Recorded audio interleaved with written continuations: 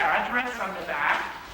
And they have somewhere in here a form or a number that you can call every year and get a free one. If you're interested in Holocaust education, Holocaust films, whatever, these are real good for knowing what's going on in the field. And they put a new one out each year. It has the new films, new books, new resources. And if we don't have enough, I have more in the front.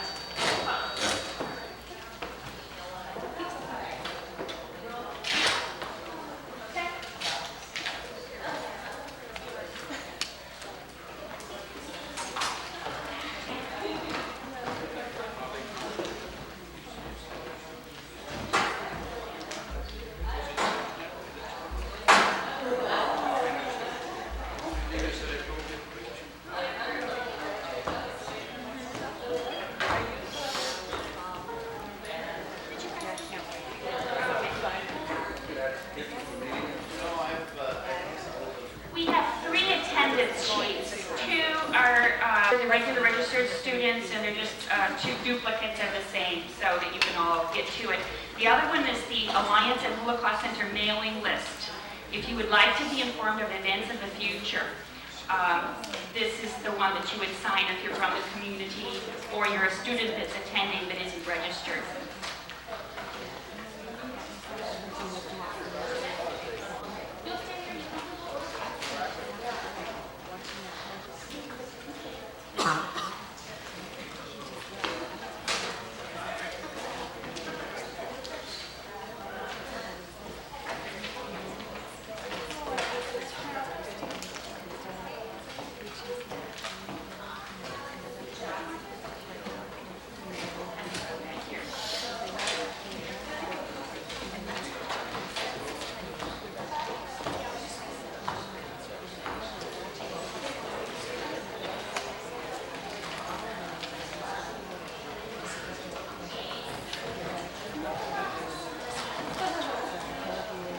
We also have several copies, 5 to be exact, 5 copies left from the speaker last week, Mel Mermelstein.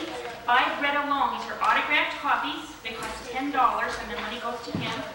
For anybody who would like to have a copy, you need one, Jean? Okay, I'll say one for you. That means there's 4 left. Okay. Would you like to check the mailbox?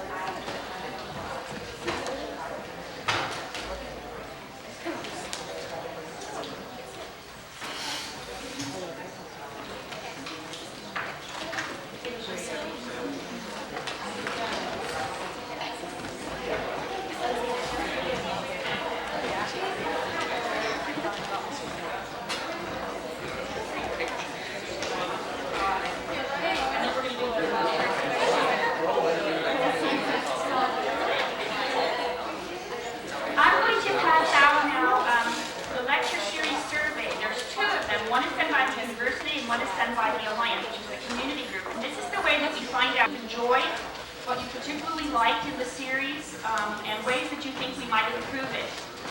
You don't have to finish it today. You can bring it to your section leader on Thursday, or you can bring it next week. If you can't get it done this week, great, and then we can start processing them.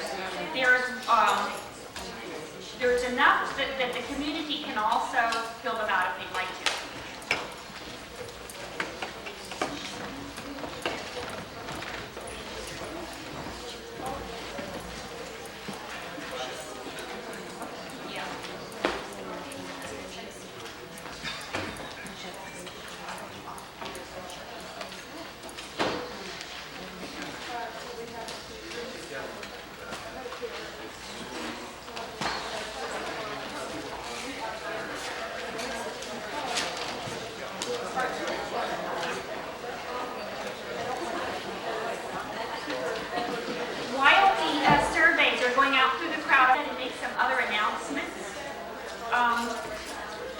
important one probably is the fact that next week we don't meet here in Warren.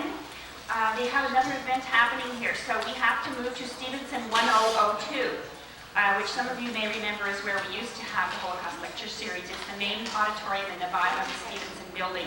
So try to remember, we will have a sign up here next week. Try to remember the last class is there, and also that you are still being graded on your attendance to the last day.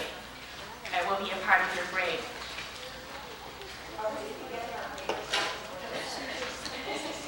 Hopefully. Most of your instructors will be trying to get them back to you. Yes. Phil wants me to make sure to invite the community next week also, because we will be talking about the last implications and meaning of the work that we've done here in the Holocaust series, and we really invite you to come and discuss any issues that we haven't had time to, and any concerns that are still on your minds. So everyone is welcome for the last session next week, Stevenson 1002. There are two different events happening this week that people would like to announce. Bill, would you like to do the Haiti one?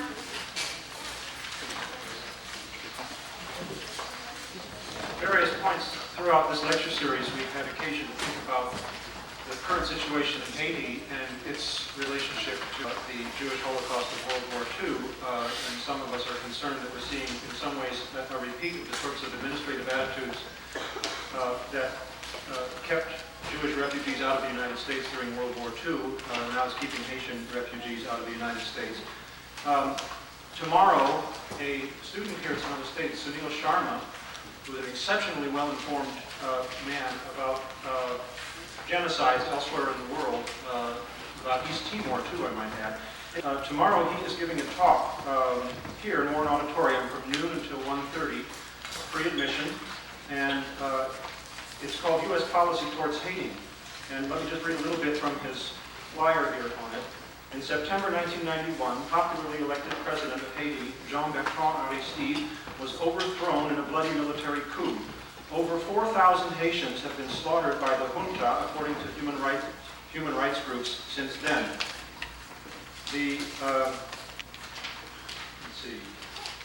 So, student activist Sunil Sharma will discuss the realities of U.S. policy towards Haiti and will inform you on how you can help to change this policy for the better.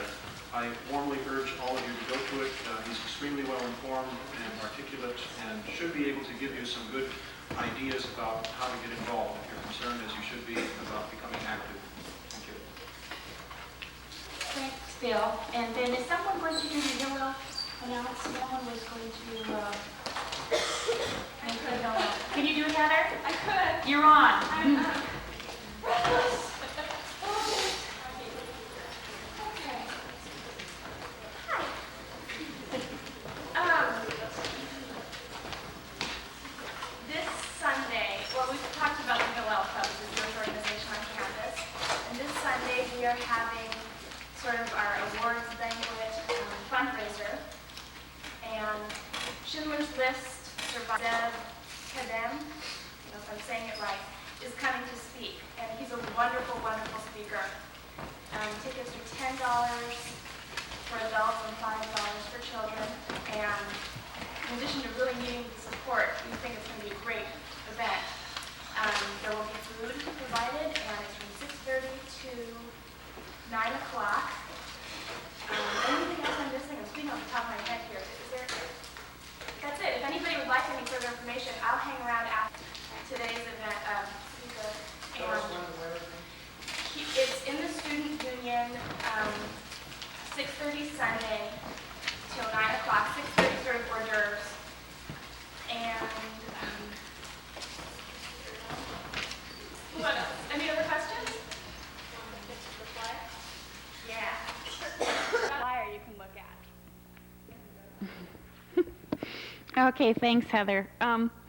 For those of you who are late, we're passing out this catalog, teaching catalog on Holocaust resources. We have more of them, and I'll bring them to the back when I leave here. And then also we have two surveys today, just to review. One is a one-page survey about the lecture series, your response to it, what was successful for you and what was not, so that we know how to plan the future. There's a one-page one from the Alliance, and then there's a two-page one from us in the Holocaust Center, which is the university response. I'll bring more of these to the back too, because I think some of the people later haven't gotten the second one. 2 books left by Mel Mermelstein, by Brett Alone, the speaker that we had last week. $10 each. I'm going to turn it over to Dr. Steiner now.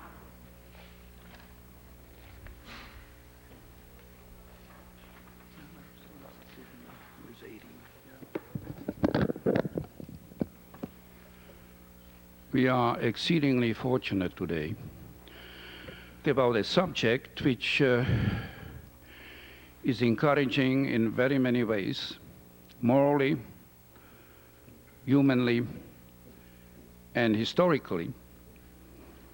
The fact that the Holocaust is a very sad chapter in history does not deter us to also look at the positive aspects of it, namely those people who supported people who were persecuted, who were taken of their life and brought into concentration camps, dragged into concentration camps. And there were people who are known as rescuers and liberators. The rescuers, indeed, were individuals who, out of the goodness of their heart, and usually very spontaneously, supported and helped and assisted people who were persecuted. And one of those gentlemen we have today here with, who is going to talk about the role he played during World War II as a Danish citizen and rescuer. And I'm going to talk to you about him a little bit in detail so that you have some idea as to his background. And the other gentleman is also a person who has played a very important part in liberating concentration camps, and he's going to talk about that. So we have a liberator, and the liberators were members of the armed forces, British, American, French, who were in the area of concentration camps during combat, and while they were there, they liberated concentration camps.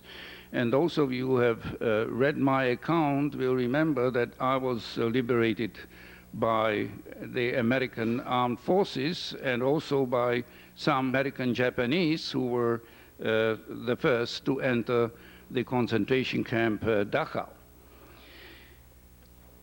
So that is a very important and enlightening situation by virtue of the fact that under extreme pressure people stood up and behaved in a way which was exemplary, and also they serve us today as role models. And I keep on telling the students and other people that it's not enough to talk dreadful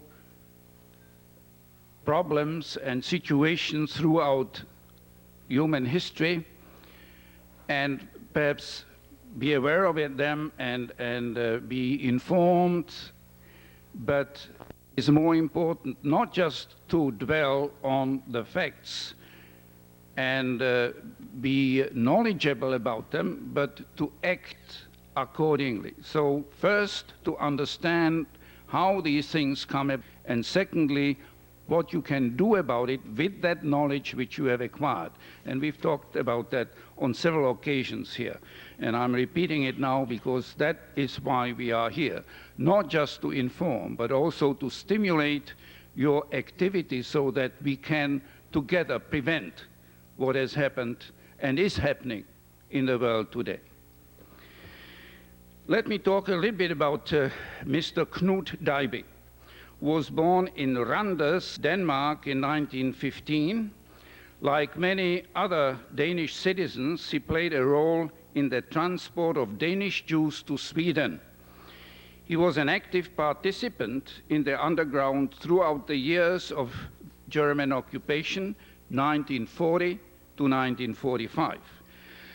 Mr. Dyby was a Danish Royal Guard and Danish policeman, and a member of the Danish-Swedish refugee service. As a member of the Danish police, Mr. Dyby was able to take an active role in resisting Nazi occupation. Although technically the police reported to the Nazis, they were nonetheless able to maintain, to some degree, a distance from the Nazis without complying by virtue of the fact that they were in resistance to the Nazis through a great personal risk. In 1941, Mr. Dyby was reported to German authorities for his resistance work and was forced to go into hiding under an assumed name. In 1944, 2,200 members of the Danish police force were arrested by the Nazis and sent to concentration camps. I'm not going to go much further to just simply give you a list of his activities, just so that you get a taste of it.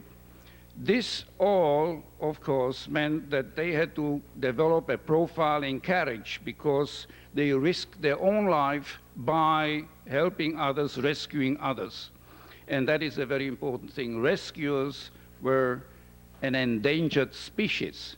And the interesting thing from a psychological point of view, this was not something which they reflected upon, whether or not they should resist and assist and rescue those people who were persecuted, but it was a spontaneous act in most cases, according to the studies of those people, experts who studied and have done research on the rescuers.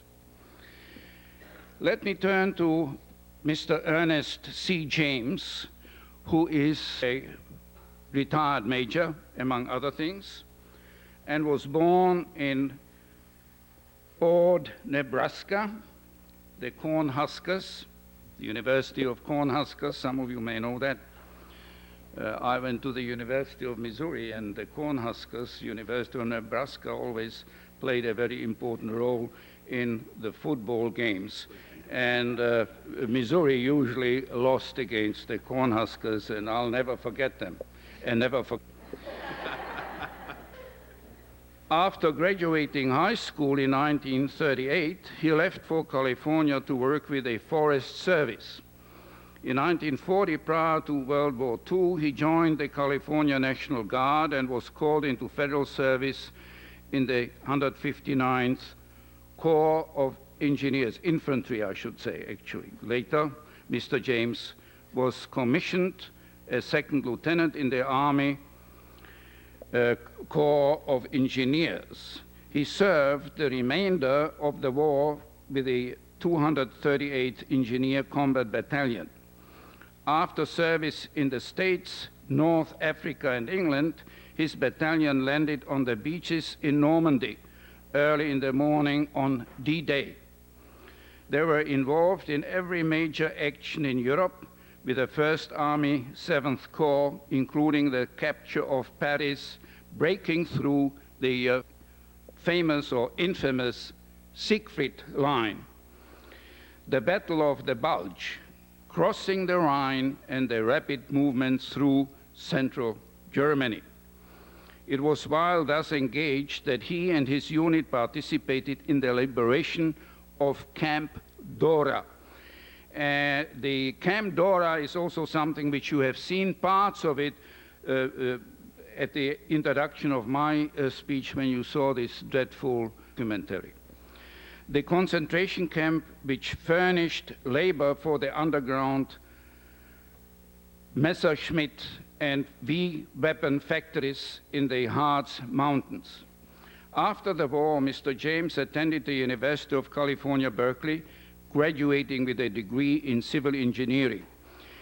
He worked with the California Division of Highways, designing and constructing bridges for several years, and the California Department of Water Resources for the next 25 years, where he was a principal engineer and chief of civil engineering design. He retired as a major in the U.S. Army services in 1970 and from the state of California in 1980.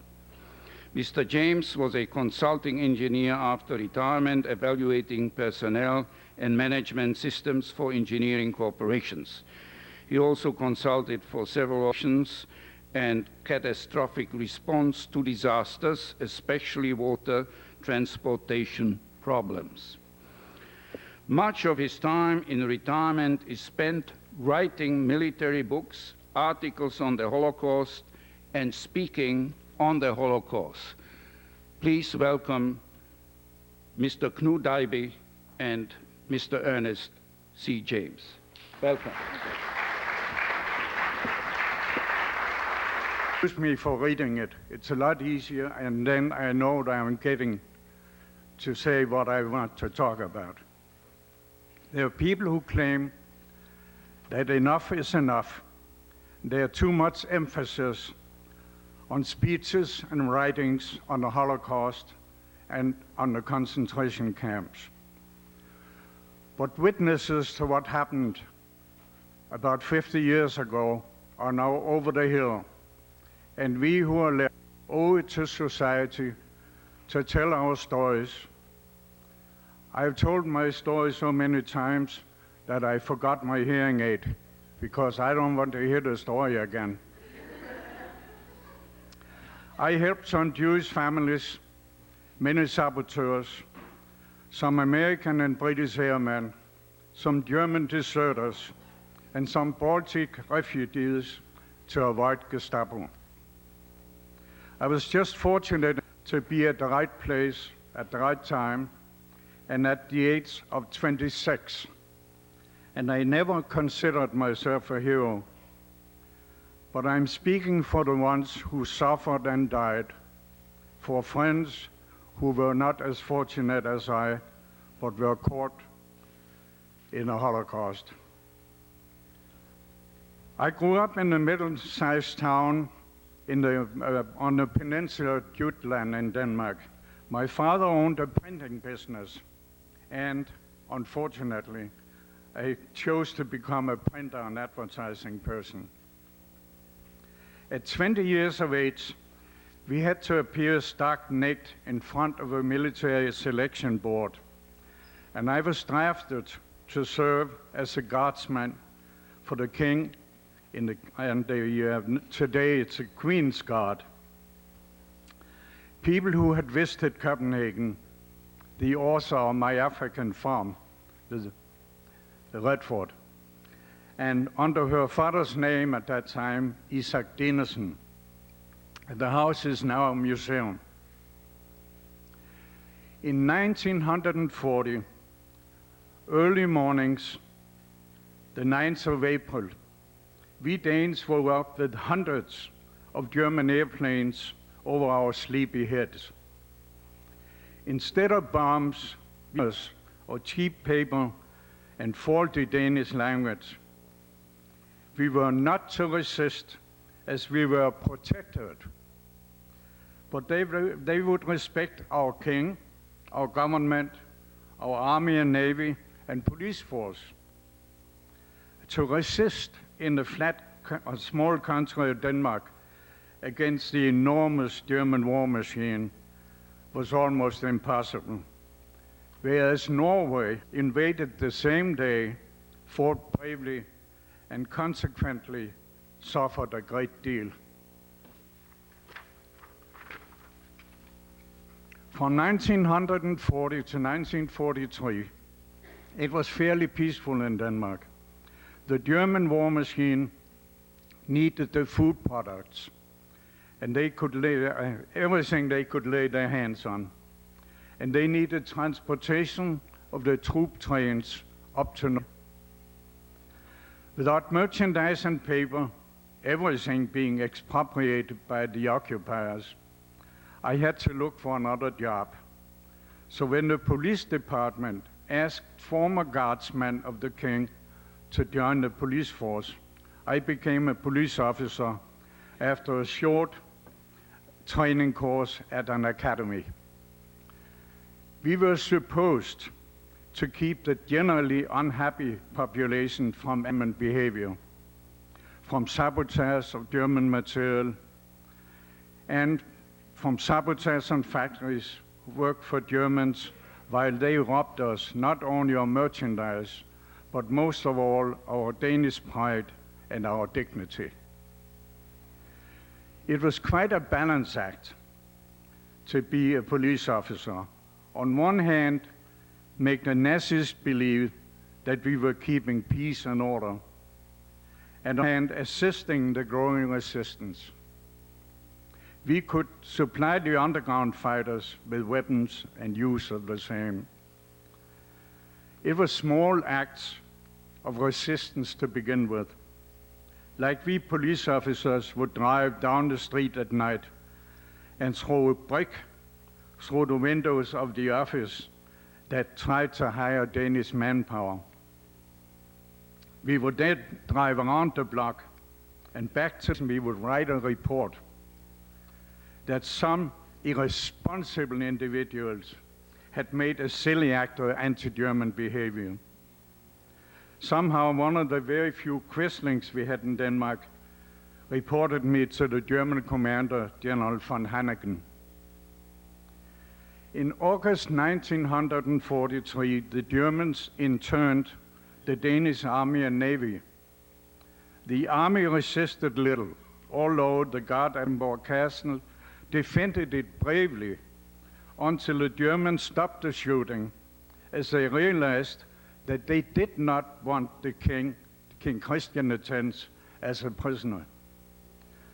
The Danish Navy personnel sank their own ships right in front of the Germans.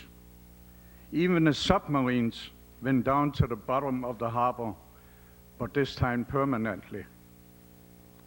We did not want Navy ships to be used against our Allied friends.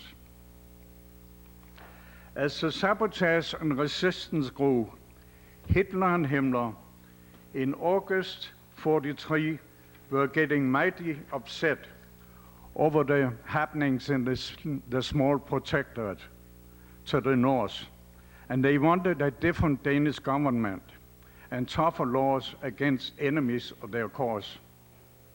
This resulted in a 100% folk strike that lasted about 8 days before the Germans realized that this measure did not help matters in Denmark, and they actually gave in and withdrew their demands. But then they sent trained police troops up to arrest all the Danish Jews and the Danish communists and send them to concentration camps. Of the raid on the Jews and the communists spread like wildfire, and in short time, 7,000 to 8,000 Jews were warned and invited into neighbors, churches, farms, etc. Especially the hospitals were very good hiding places. Something like about 2,000 people, Jewish people, were picked up by ambulance, and then they were put to bed in various wards.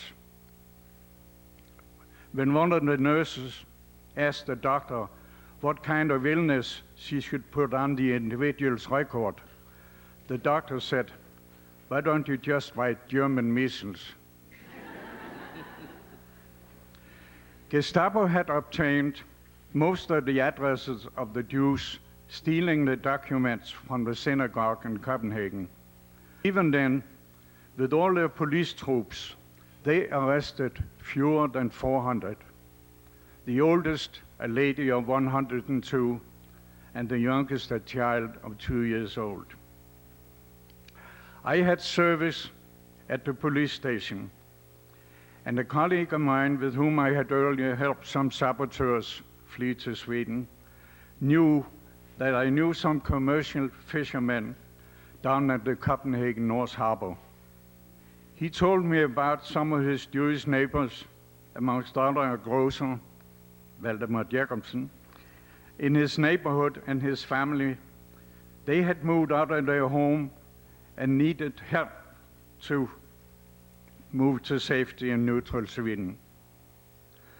From October 1 and many of the dark evenings, I met some Jewish people that I had never seen before.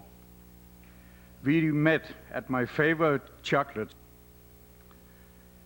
and after a few cosmetic changes,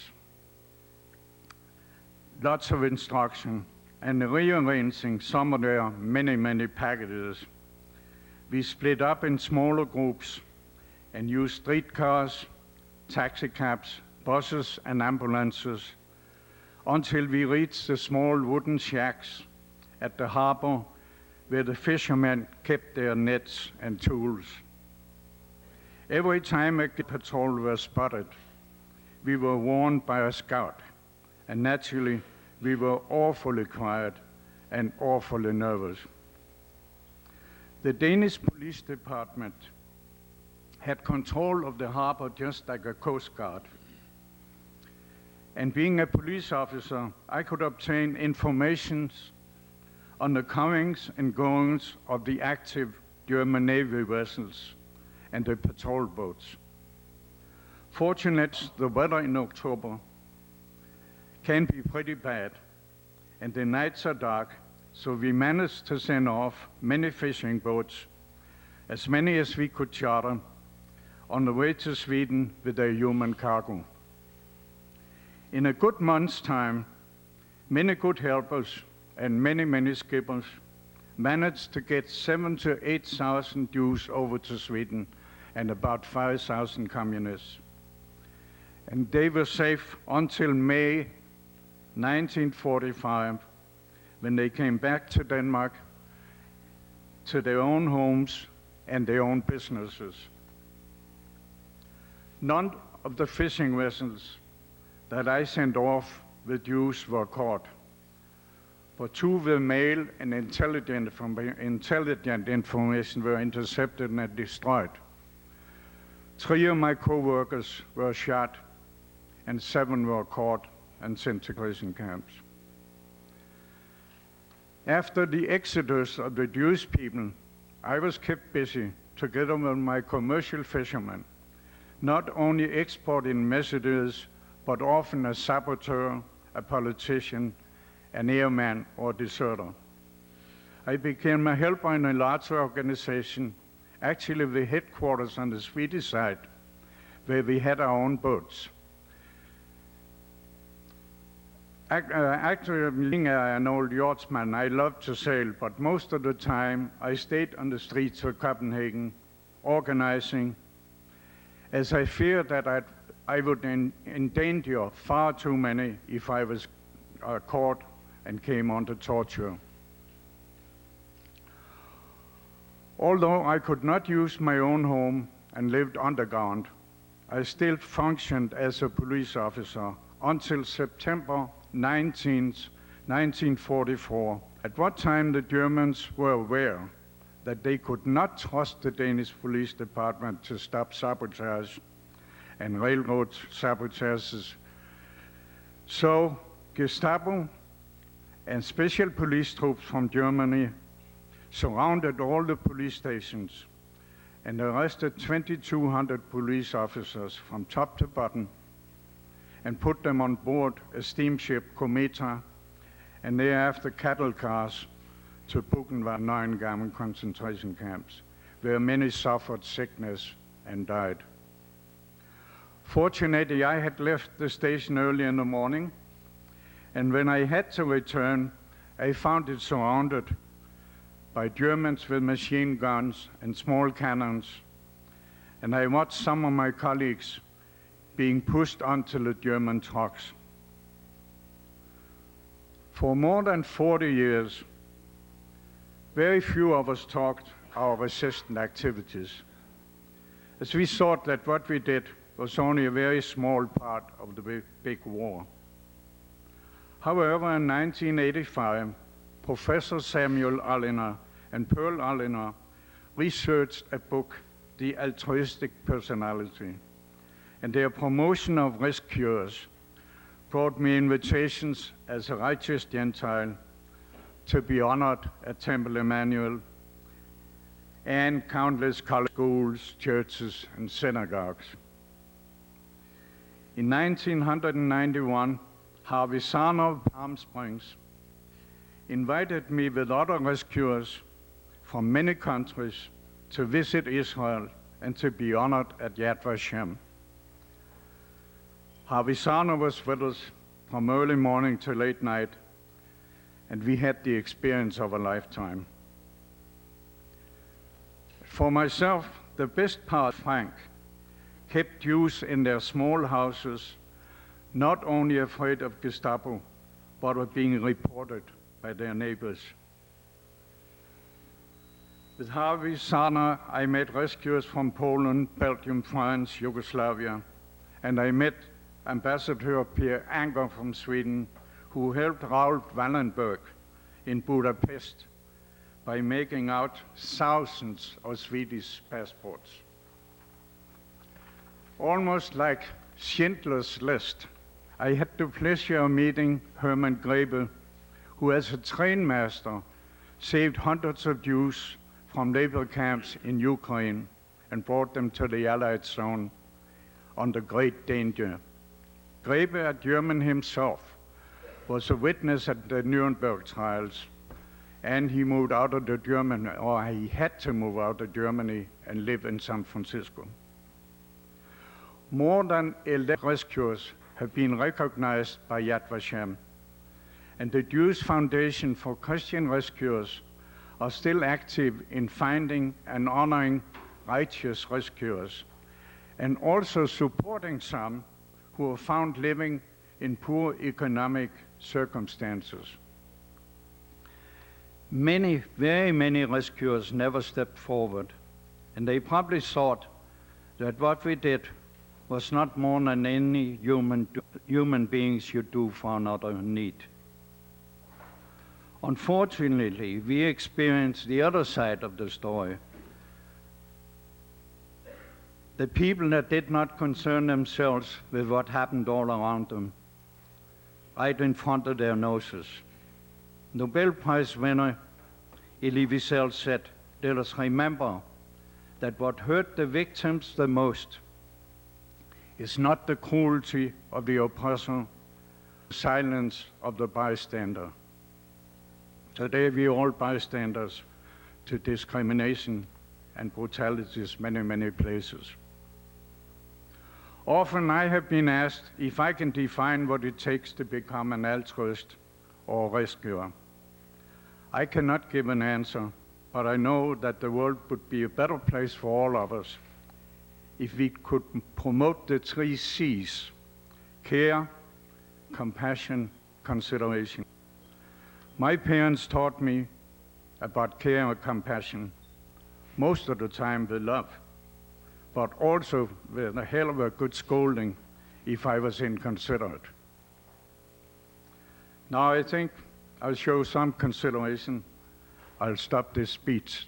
But before I do, I want to say to my neighbor here, my co-worker today, that without the help from United States, without the weapons that were sent down over our heads, I mean, we did some sabotage, we might have shortened the World War II a little, but without the Americans saving my country twice, World War I and World War II, we would have been in a stupid situation, and my speech would probably have been in German. But thank you very much. Thanks for your attention.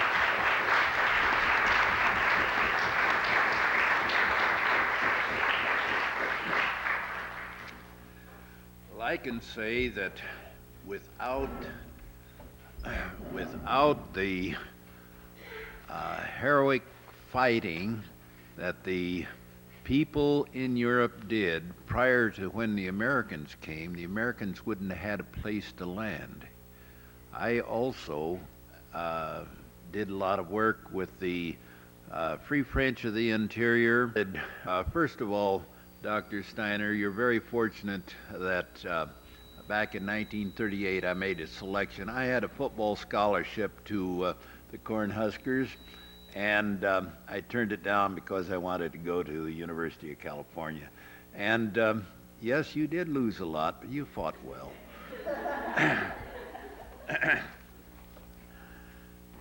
Almost a half a century ago, in April of 1945, I witnessed a trial which will never leave my memory.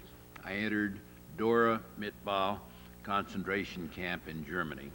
A few years ago, Dr. Sybil Milton, a curator of the future United States Holocaust Museum, found out that I had been with the troops that liberated one of the camps, and she asked me if I would make a videotape of my experiences. I went back to Washington and made that video. I decided that I would never turn down a request to speak, and to date I haven't, and I won't until the day I die.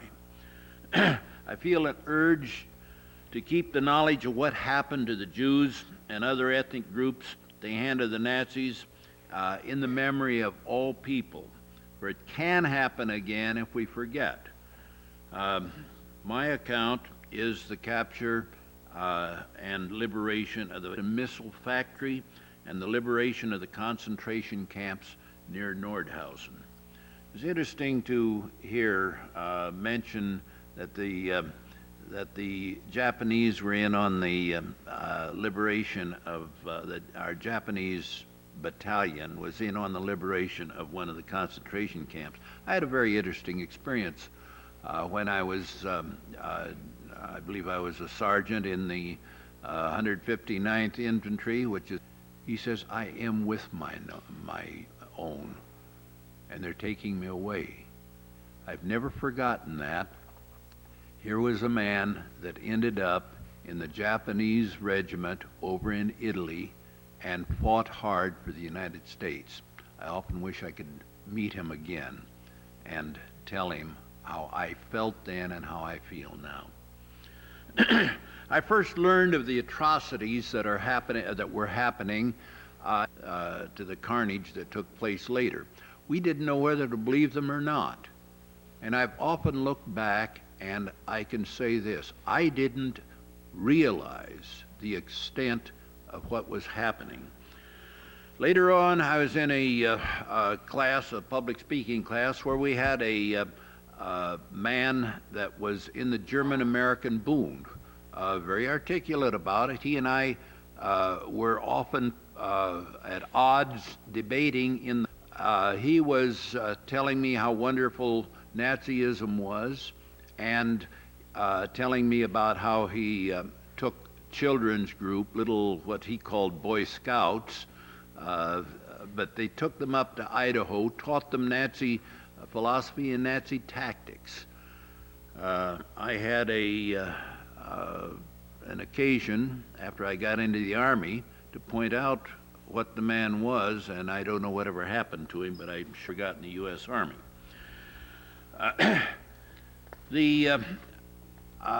My discussions here are based on 6 different things. First, my personal recollections of what happened.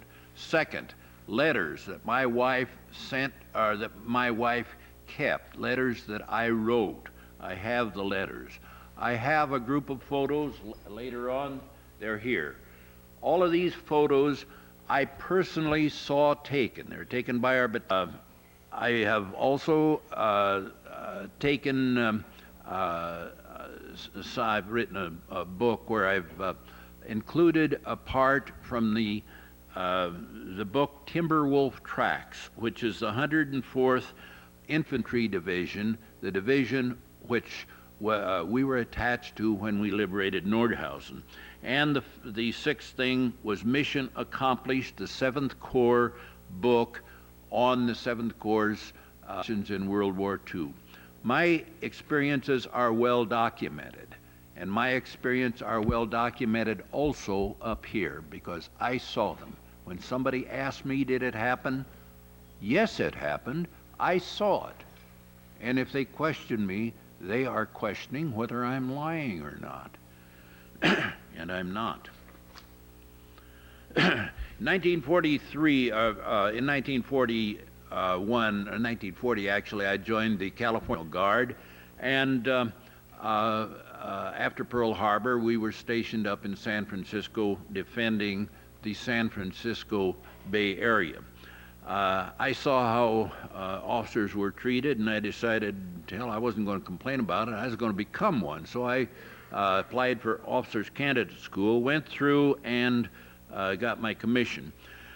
We went to North Africa and then up to England to train for the invasion. We were in the invasion at 7 o'clock in the morning. I landed on the beaches. I was in Paris 2 days before de Gaulle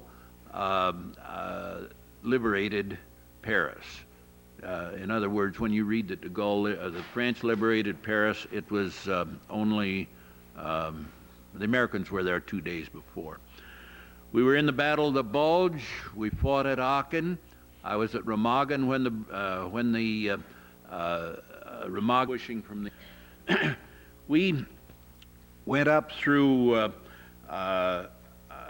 Paderborn, Kassel, Halle, and Leipzig, almost to the Ruhr River. And it was before we got to Halle and Leipzig that we had some very interesting encounters. First thing, it was, I forget the date, but sometime in April, we passed through a small country town. We're part of a plan, a master race. The babies, resultant babies became wards of the Third Reich and were raised to an elite fighting force. From the time they could walk, the small boys had military training at a camp nearby. In fact, these adolescent and teenage boys were armed and ready to fight and actually skirmished with us as we entered the town, using some of our German-speaking soldiers. We quickly convinced them of their follies. I can't explain how it was to see kids under 14 years old, armed and ready to fight. I say this, incidentally, I did meet a woman who was born in that camp just last year. It's a side story, but it does tell what was happening. I'm speaking, incidentally, to a high school group here recently, and I told this little story, and the instructor got up and he says, I want to show something to you. He says, I can tell what your ethnic makeup is by just looking to you. And he went on, he says, you would have been killed, to a black man. You would have been a member of the SS, to a boy, or 11 12th graders. You would have been an SS trooper, blonde hair, blue eyes.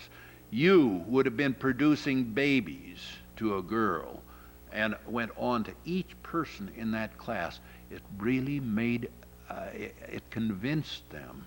They'll never forget the way that man went through and told them what it'd be like if we had have lost the war.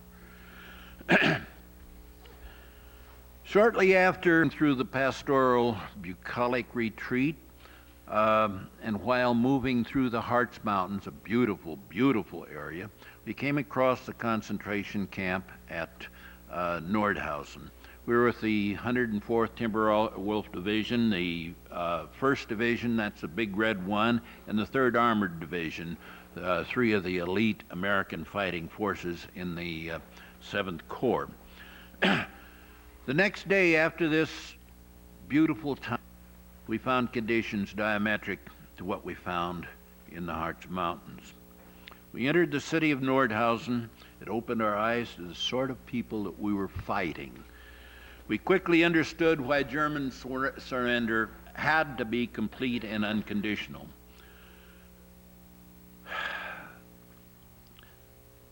But what I first saw, I went into a railroad yard. There we took a sledge or something and broke open the locks and opened the door. And out slithered bodies, fluid dripping on the ground, dead bodies. These people had been in that railroad car for days. All had died. It was one of the most horrible sights I have ever seen.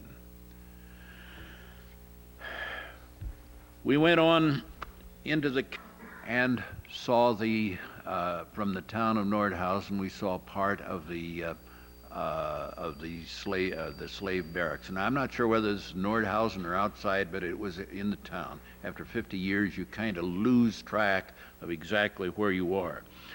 There's slave laborers, men, women, children, and ethnic minorities displaced from Russia, Poland, France, and other conquered areas. They were all here. They had been apparently shipped up from Buchenwald and elsewhere, probably some of the other camps. These were the people who had been selected. They were able to work, so they sent them up here as slave labor. The inhumanity of their living conditions was absolutely appalling. What we saw, the dead far outnumbered the living. I have estimated and have tried to review this from my photographs and so on, for at least 10,000 dead bodies or people in various stages of dying. I have photographs here, as I say, that I saw being taken. They're taken by our battalion photographer, and by going through those, I've made this estimate. It's been fairly substantiated by things I've researched out on this. Been in the V1 and V2 factories, which were built back in the mountains. These were drilled in tunnels in the mountains. Bombing couldn't even touch them. The factories themselves, it's another story to tell what they are, but they were, the conditions in them for the inmates were horrible. Those that worked in there worked with very little food and very little water. It's such a condition that they were almost dead. Then they were taken out, at first shipped down to Buchenwald for extermination. Later, crematoriums were built, and they were disposed of through these crematoriums. I personally saw dead bodies, partially burned, taken out of the crematorium. I only wish we had got pictures of them. I have pictures of some of the bodies were taken out of the crematorium.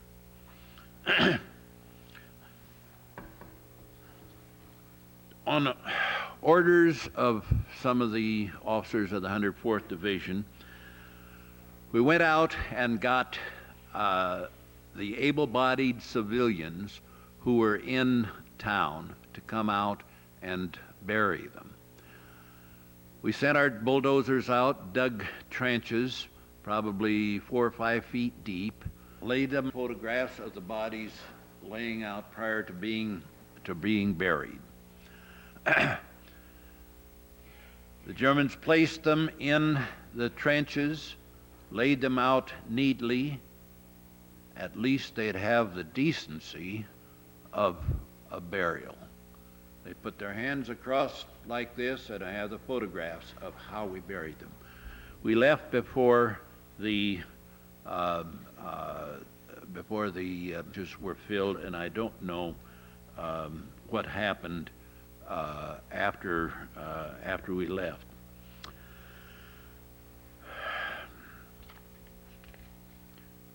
I made several. It was 40 years before any of us discussed this situation.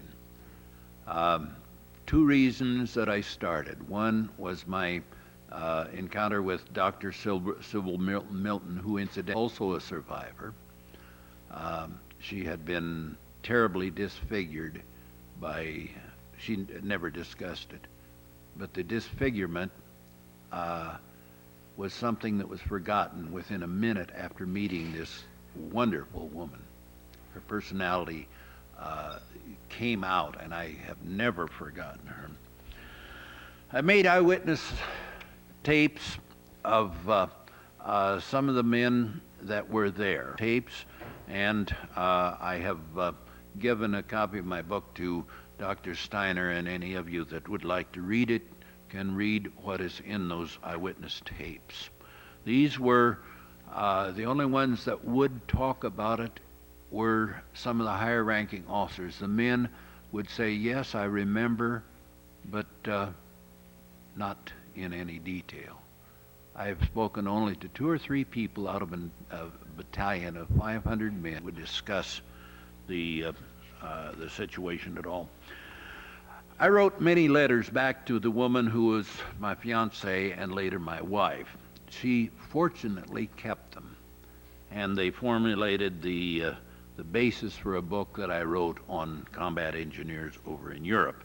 One chapter of which was the encounter at Nordhausen. I'm going to read a portion of that letter. There will be. Today is one of those cold, dreary days that would be best spent by a fireplace. That kind of life seems far away, especially when we see everyone hating each other. These last few weeks I've seen what the Germans are really like. You see people from concentration camps and the camps themselves, and you wonder if the master race is really human. What is hard to take? The civilians complain to us that the forced laborers are looting their homes and food and moving. I didn't differentiate between the extermination camps and the labor camps. All the farms had labor camps. All the large farms had labor camps. All the factories, there were labor groups, but Nordhausen was a labor and extermination camp. But I'm intermixing them in this letter. Even the little places in which forced laborers live, they are wooden barracks with wires around them, women and men in the same buildings. The Jerrys have treated the Jews, Poles, Russians, and French terribly. Just believe all you have read about them and you can't go wrong. I've seen thousands of forced laborers who have been beaten, starved, and murdered. It's no joke. I saw the ovens they used in Nordhausen. That's a portion of the letter that I wrote. Recollections of one who is searching his memory. I wrote these letters to my future wife and members of my family, all of which were saved. The publication Mission Accomplished was written by the soldiers who saw the camp and published only a month later after the liberation of Nordhausen. The photos were taken from official files. Much of what I've read, written in my book, comes out of the other references. On Remembrance Day, April 22nd, 1990, I delivered the first speech that I delivered on the Holocaust to the generation after in Manhattan, New York, where I met many of the survivors. The first time I'd met survivors of concentration camps. Several of them recalled similar circumstances. Concentrated after bombings and so on, was concentrated down in Nordhausen. The V1 and V2 factories were there, and they were also doing research on the new Messerschmitt, the jet fighters. And then our space program used the people out of. Thus was the experiences of the troops who entered Nordhausen and the Dora Mitbau concentration camp. It's indelibly inscribed in my memory, and of those of us who stumbled on this example of the vicious Nazi mentality. To my knowledge, this full story of Nordhausen has never fully been told, and it's probably Nordhausen.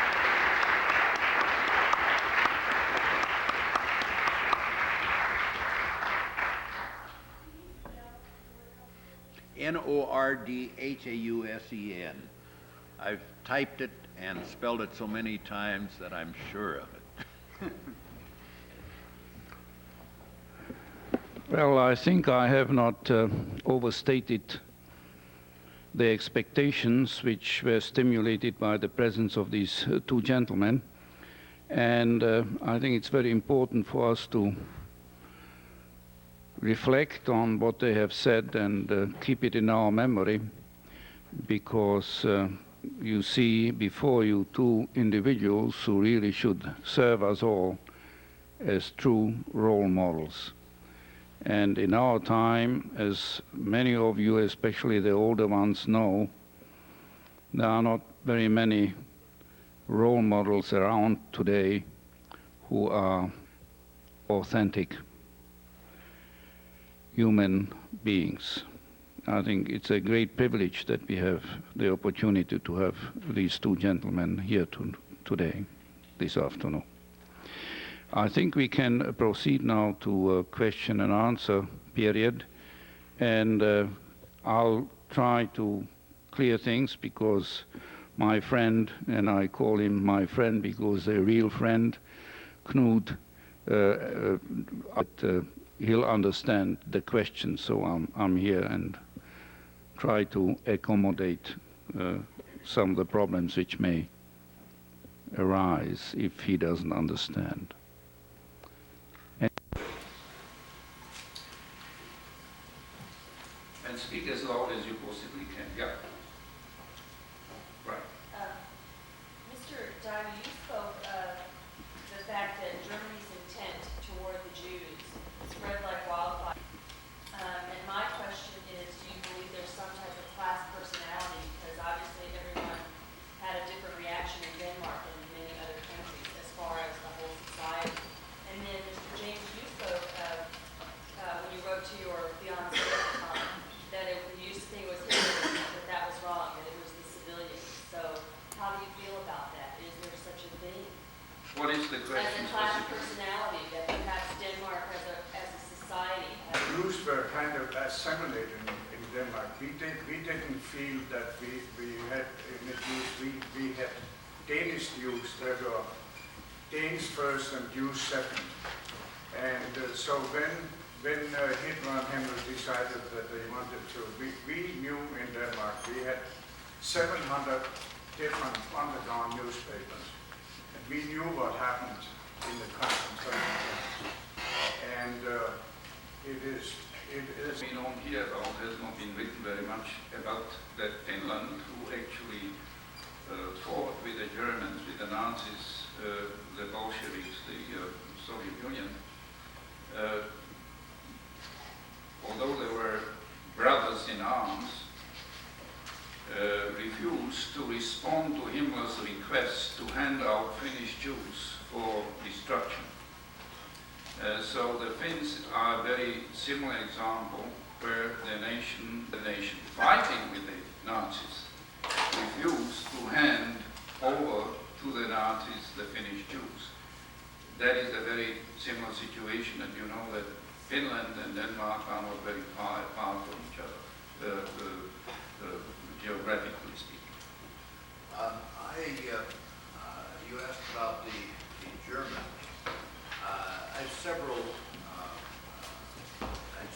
encounters. Paul, it was very common for us to hear the term, "I am not a Nazi," and I didn't know it was happening. I'll cite two instances. One, when we were in Aachen, we moved into people's homes, which is something that has been done in wars for years. And Aachen, the man that owned the place would swear he wasn't a Nazi, and he was an umbrella manufacturer, I believe.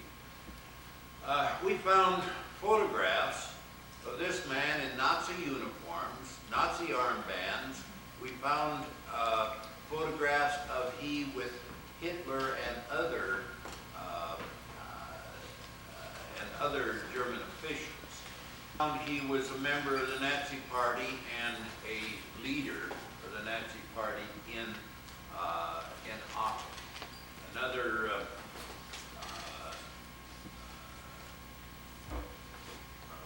Another instance, I went into, well, I won't count it. We found this happen time and time again. In Nordhaus, we were talking to put yourself in their position. We're in a Nazi country. They almost had to go along with the party. And this, of course, were many of their excuses. The thing is that to see that we've got to be careful because this type of thing can happen. If your leaders establish a government. A lot of them were because they were in that environment, but I think that it's dangerous to say the German people were that way.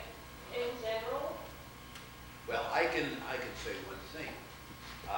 We cannot condemn today's Germans for what their fathers did, but we can condemn them for saying that we would like to have a Nazi-type government again. I agree with you that, well, I don't say. Let me tell you that the Danes, Germans have been our favorite enemies for 2,000 years. But today, we are very much negotiating, we are dealing with Germans every day. I think they are the second largest importer of Danish material. So the new Germany is completely different from the Nazi Germany we are talking about. And I hope that they still will be more and more, or get more and more. I have no idea what happened to them. I'm sure they all grew up, and many of them, if they were taught that from their children, it probably took a long time to get them to realize facts of life. I have no idea. What we are really talking about here, what you have mentioned, Mr. James, is organization Lebensborn. And they were, as you have correctly said, set up primarily by the SS to have camps, procreation camps, in which they send in people who were so-called typical Aryan types, blonde, blue-eyed, and they who propagate their race, quote-unquote, with similar females who volunteered. That was all based on voluntary basis in order to have posterity and a type of race which, according to the definition of Aryanism and so forth, were viewed as pure. And they're very successful because there are some eager people who didn't mind participating in some activities which are not too pleasant. And the offsprings were being taken care of by the state. The state was the guardian. And that is something which has been researched. I've talked to a person who was partly in charge of that, an SS general. And that was a very interesting discussion we've had, and he was very enthusiastic about it for reasons which do not necessarily escape us. I'd like to add something to that. The reason for this propagation was because they were going to have a 1,000-year life, and they were going to have conquered the whole world, so they needed people. That's why they were training these children, these boys, to be soldiers. They needed people to run this country. Another thing that they did that was not mentioned in our lecture series is stealing children from other countries, Czechoslovakia, Poland, blonde, blue-eyed children, small children, placing them with German families, so that we tried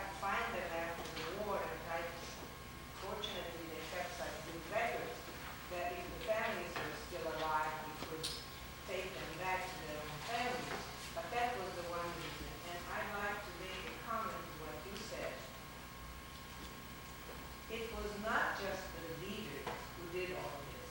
In order to carry out to some of the things that were carried out about, you needed hundreds of thousands of people to make plans, to do all these things. It isn't just a few leaders who did it. The transporting of the people, the killing them, the planning and designing the camps, the gas that they used. I mean, this needed brains and doctors. You know that in our lectures on the Holocaust, we read names to high schools. 50% of the I think that's a very good question, because I watched for this, but I prepare. When I speak, I prepare the group. I didn't have to prepare this group because I know what you are. I usually study the group before I go in, and if there's a group where there are going to be people like that, I pound, in effect, the fact that I saw. But they say, well, just only because you lie and all that, you restore and all that. They always, just there's no win situation very frequently in debating them, if that is something you call a debate. Anyway, so the last time I talked to him, which was actually, last week, he really had changed his mind and was no longer combative and no longer insisted that the Holocaust had not taken place or that there were no. That's one of the reasons that I don't get the question.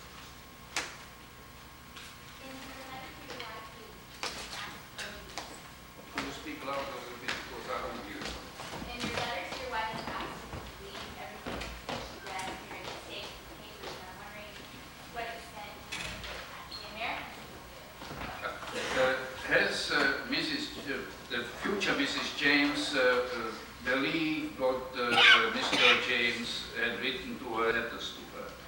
And to what extent did American people of that particular time believe what actually happened in Nazi Germany during the war? There's two things I can bring up on that.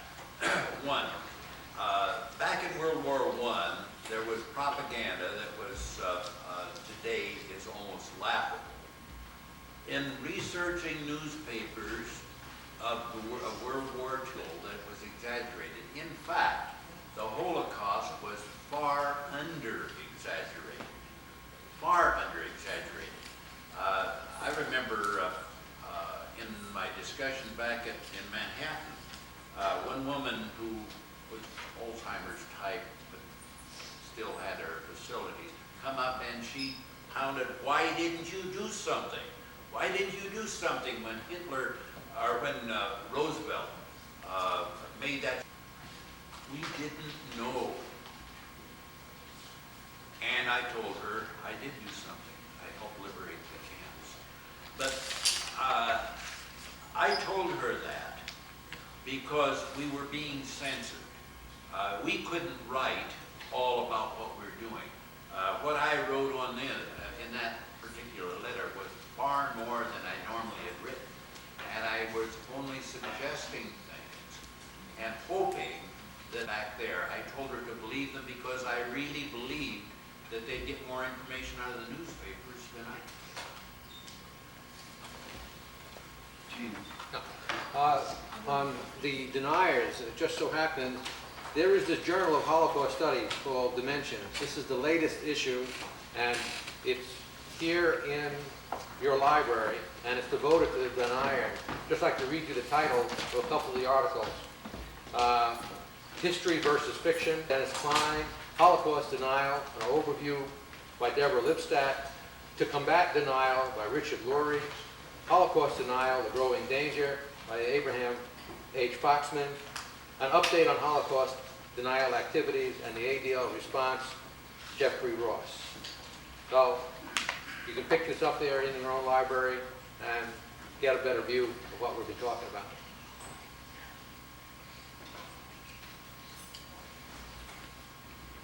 All right, so Professor Travis says that there is one particular journal which is very useful, and is in the library, called Dimensions. Dimensions, yeah, which deals with among other things, deals with denials. Any other question? Yes. I have a question. Didn't wear the mask and gloves is less understandable. I find it hard to answer. First of all, we didn't let them do it because we were mad, angry. And we felt that this was bring them down to the raw reality. Why didn't we? I don't know. Maybe we didn't know that a mask doesn't mask the smell. We didn't because, first of all, we didn't have them. Second, we weren't handling the bodies. I'd just like to report that having lived through that whole period of time and being in the Army in Germany at the time, we were shown films that were taken right at the time. They were loose films. And there were pictures of American officers forcing German civilians to straighten out bodies and bury them. They did wear masks. They did wear things across their faces and so on because the stench was so horrible that they couldn't handle it. And it isn't like it did, we never heard about this stuff. We heard about it. We didn't begin to hear about it until the very moment when the last part of it was happening. Here this had been going on since 1943. This was 1945. Been going on for several years, and now. And if it was known to see disease epidemic in that particular camp, they often did bring in gloves, masks, and so forth to try to protect the workers. There is one thing. We were combat troops. We had been in combat, and the days before we were shooting guns. And we didn't have that type of thing. And when we come in and saw this, all of a sudden there was the Holocaust. We didn't know how to handle it. I think that's a very appropriate response. I think that's very important that you said that, Mr. James. This is a question for both of you gentlemen. I was wondering if either of you saw or felt any remorse sensed any remorse from the German soldiers that were occupying your country and what you came across their camp. The question is to both of the gentlemen if they witnessed any remorse by this when they were in the situation to observe the Germans. We certainly saw some remorse on the last days of fighting. Some of the Germans actually in May, on the 4th and the 5th, when we said now you go home again and thank you for leaving us. And a lot of, and they had been, they had blinders on, and they were they tried to what they were told, and that was all to them. They believed the saying absolutely 100%. It was pretty stupid. As far as we were concerned, our contact, and I did have a chance to talk to some of them then, and I don't recall any remorse. However, I did see several of the people who were war criminals. I have a photograph of us and now are reading the charges to some of the war criminals. And these people, I think they were mentally deficient, the ones that I saw.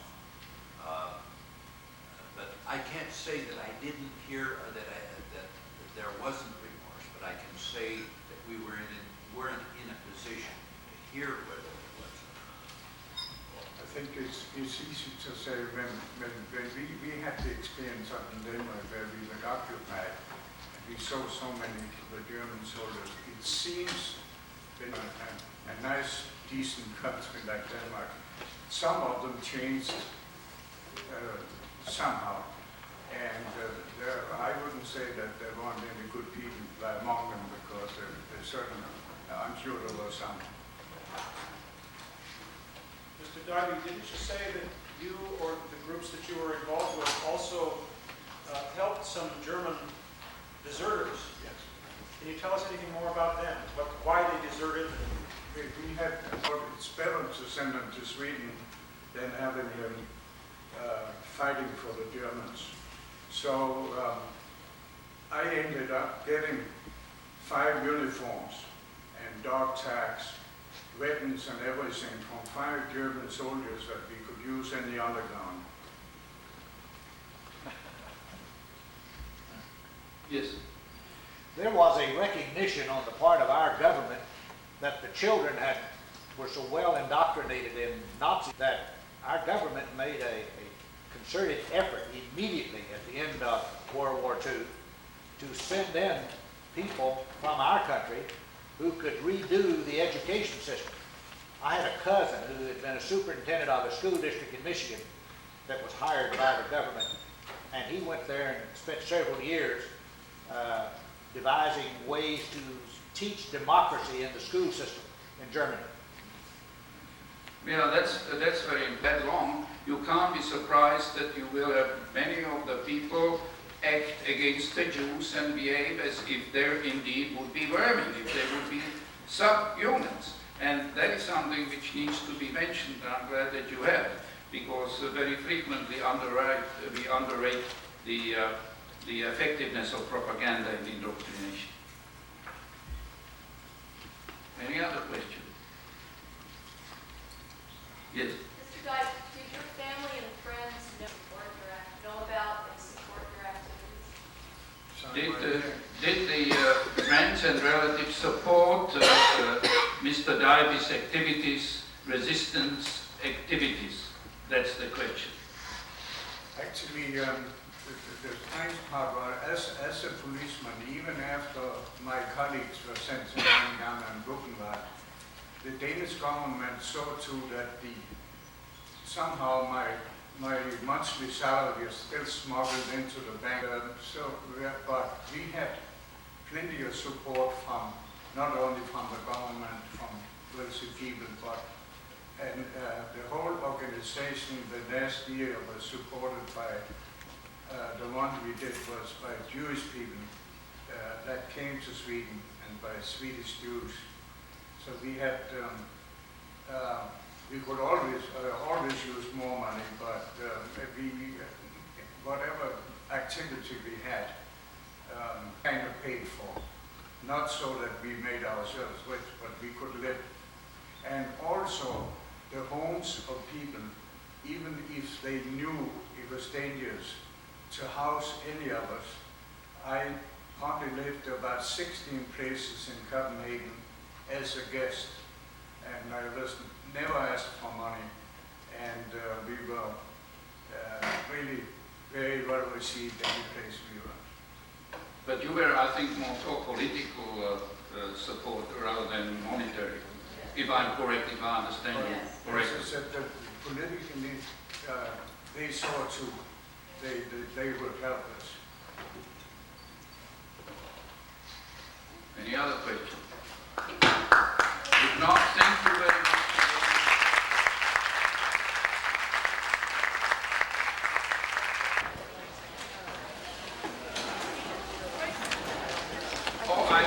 By the way, I forgot to say one thing. Be sure that you come next Tuesday. All of you are here. Try to come next Tuesday. Next Tuesday is going to be a summary of all the discussion